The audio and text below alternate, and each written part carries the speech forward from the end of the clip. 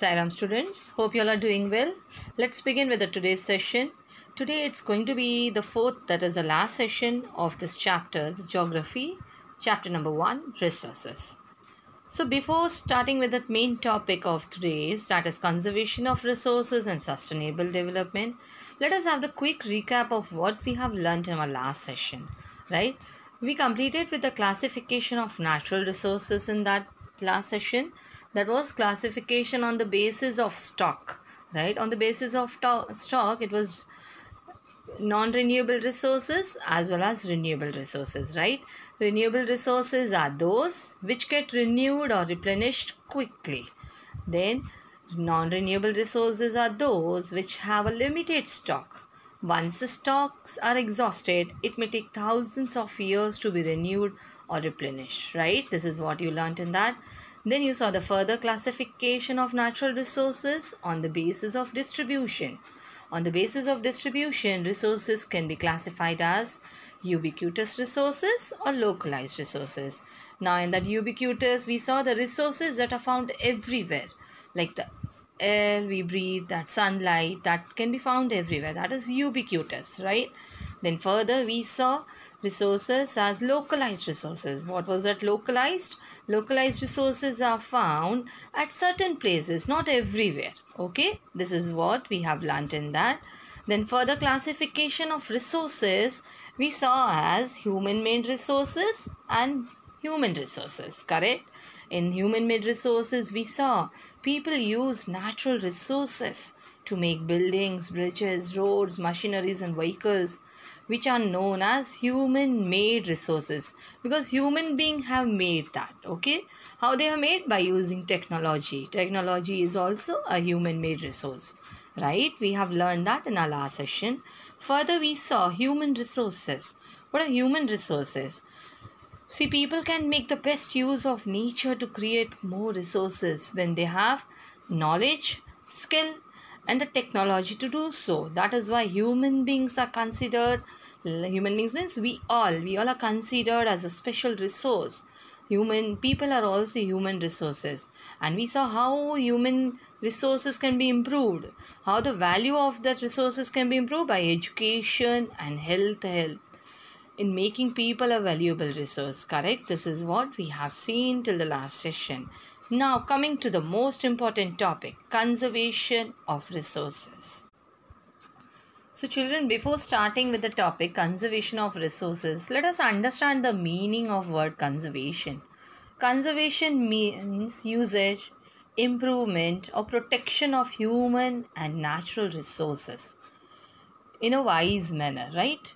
Our natural resources, you all know, should be conserved properly. Why? Because it is the main source of our daily needs and is limited in quantity, correct? The most important thing is the resources, the natural resources are very much limited, right?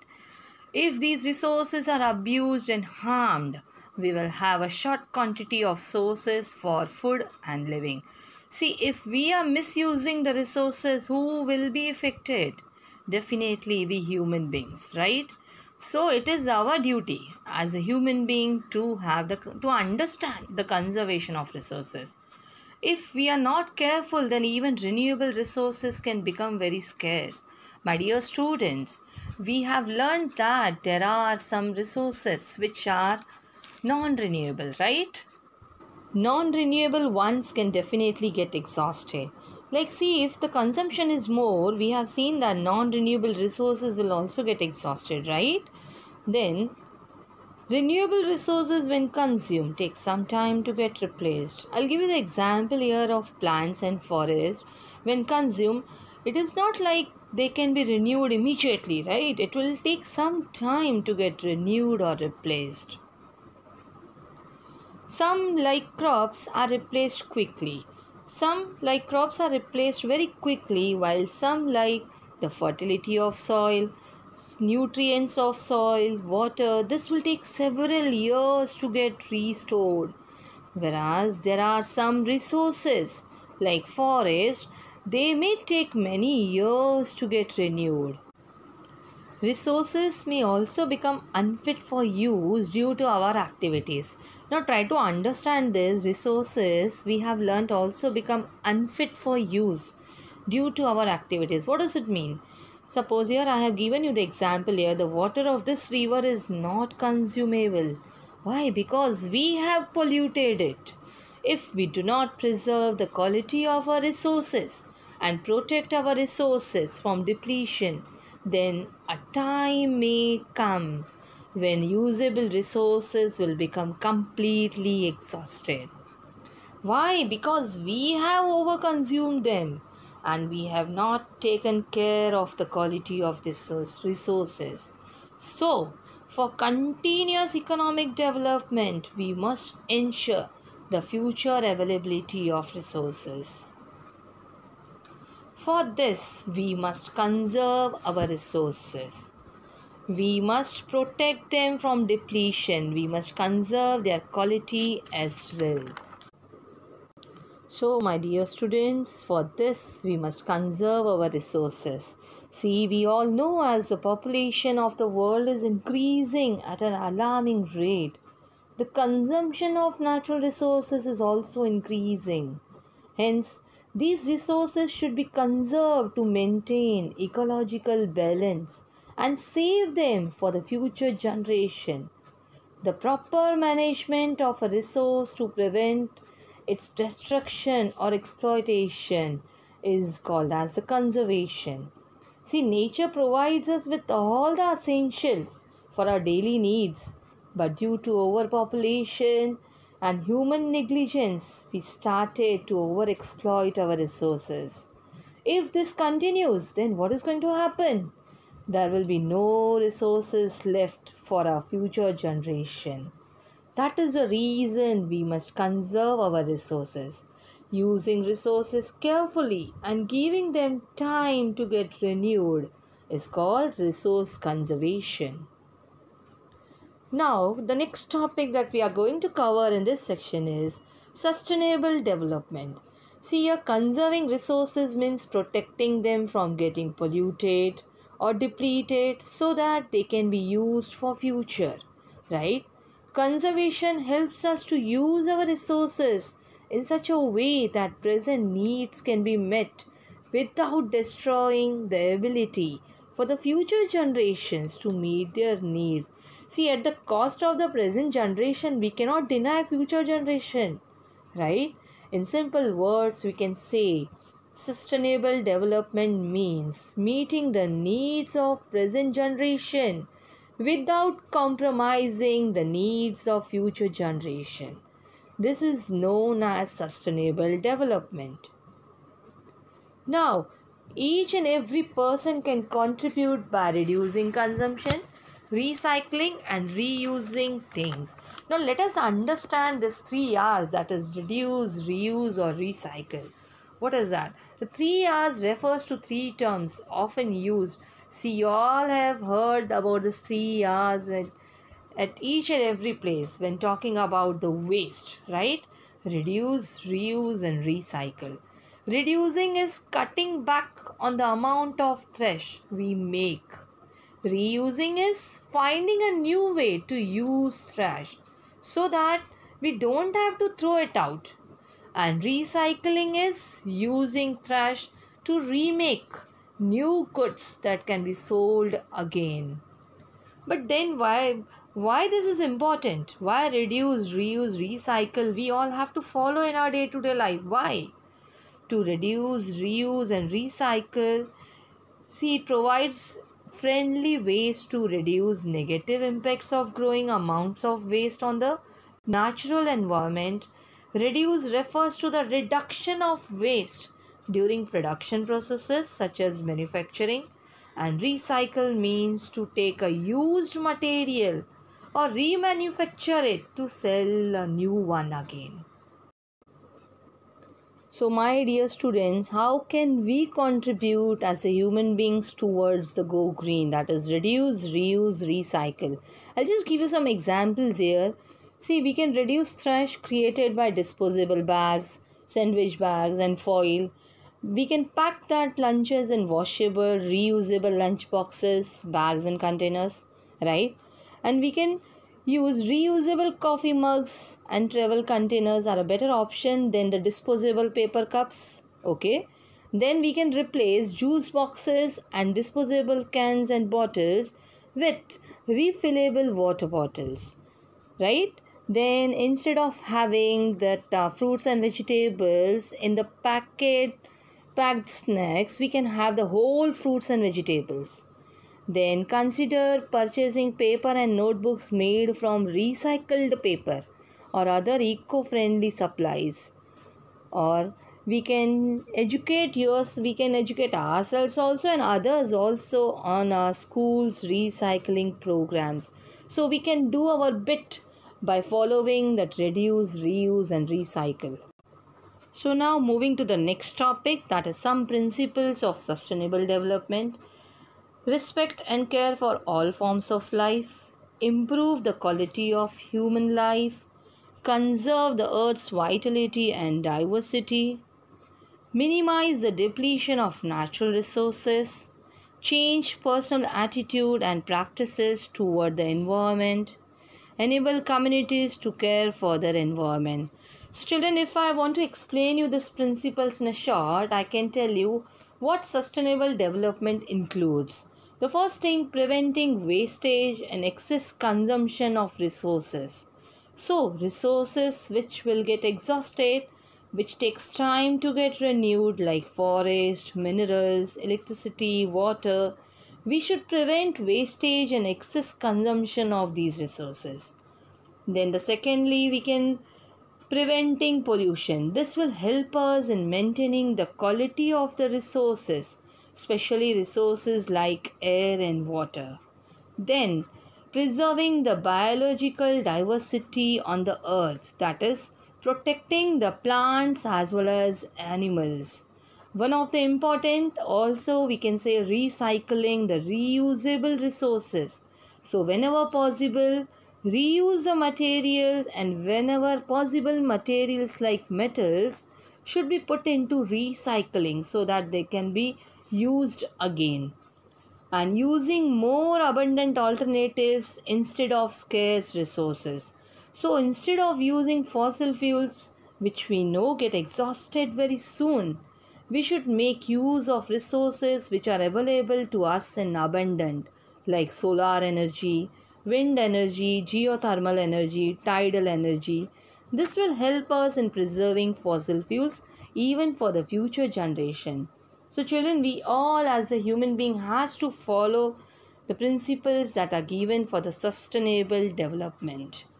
Then the future of our planet and its people is linked with our ability to maintain and preserve the life support system that nature provides. Now, therefore, it is our duty to ensure that all uses of renewable resources are sustainable. The diversity of life on the earth is conserved. The damage to natural environmental system is minimized. Now, to understand this topic in a better way, I have shared the example here with you. Let's move to the next slide. Ralegan Siddhi of Maharashtra. If we'll talk about the village of Ralegan Siddhi in Maharashtra is considered a model of environmental conservation. Now let's see what they do differently to make their village as a model of the environmental conservation. The village has carried out programs like tree planting, terracing to reduce soil erosion, and digging canals to retain rainwater. For energy, the village uses solar power, biogas, and windmill. The village's biggest accomplishment is in its use of renewable sources for energy. For example, all the village street lights each have separate solar panels. So that is the main speciality of Ralegan Siddhi of Maharashtra. So the another example that is given here is Bishnoi community of Rajasthan. Bishnoi community of Rajasthan, they are considered as the first environmentalist of India. Why they have got this title? They are born nature lovers. The famous Chipko movement was inspired by a true story of a brave lady called Amrita Devi Bishnoi, who refused to let the king's men cut the trees. Because of the Bishnois and their commitment to protection of nature, many animals have survived this long. Bishnoi settlements are made from material gathered locally, and most eco friendly measures are taken to build their abodes. They do not fell trees, they only collect dead wood. Even a carpenter waits patiently for the tree to fall. Long before rain harvesting concept caught fire, to combat the severe drought and water shortage, the Bishnois built water storage tanks that can collect and store rainwater. This water is not only for humans but for animals too. Even Bishnu is opposed to the religious tradition of cremating the dead. To avoid the wastage of firewood, they bury the deceased. To minimize the use of green trees, they use cow dung cakes as fuel for cooking. Then one of their principles, Amar Rakve That, which means to provide shelter for the abandoned animals so that they can live the rest of their life with dignity. Such was the contribution of Bishnoi community of Rajasthan towards our environment, towards our mother nature. So, my dear students, here we have completed with our chapter number 1, that is resources. Hope you have understood the whole chapter very well. Now, let us just summarize the main points what we have learnt in our chapter. Right? In the beginning, you saw about the meaning of resources and the utility, that is usability of the resources, and how the resources are valuable. We have learnt about that also. Then after that, we saw the bifurcation, the classification of resources in three, that is the natural resources, human made resources, that is also called as man made resources, and human resources, right? Then we have seen the further classification of natural resources, right? With further classification of natural resources on the basis of level of development and use. Then it was divided as actual resources and potential resources. Then on the basis of origin, it was a biotic and abiotic, right? And then on the basis of stock, it was renewable resources and non-renewable resources. Then on the basis of distribution, it was ubiquitous resources and localized resources, right? Then after completing with that, we learnt about the human made resources as well as human resources. Then in today's session, we have done the most important topic, that is conservation of resources. We learnt about the sustainable development. Let's have a quick important points of this conservation of resources. See, we saw using resources carefully and giving them time to get renewed is called resource conservation. Then what was sustainable development? Balancing the need to use resources and also conserve them for the future generation is called sustainable development.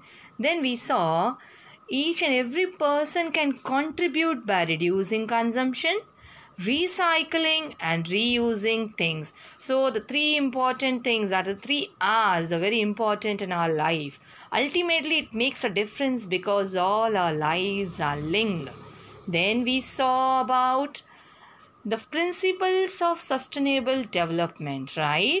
Then we saw the future of our planet and its people is linked with our ability to maintain and preserve the life support system that nature provides us. Therefore, it is our duty to ensure that all uses of renewable resources are sustainable. The diversity of life on the earth is conserved. The damage to natural environment system is minimized. So, my dear children, here we have completed with our chapter. Now, let's move on to the activity.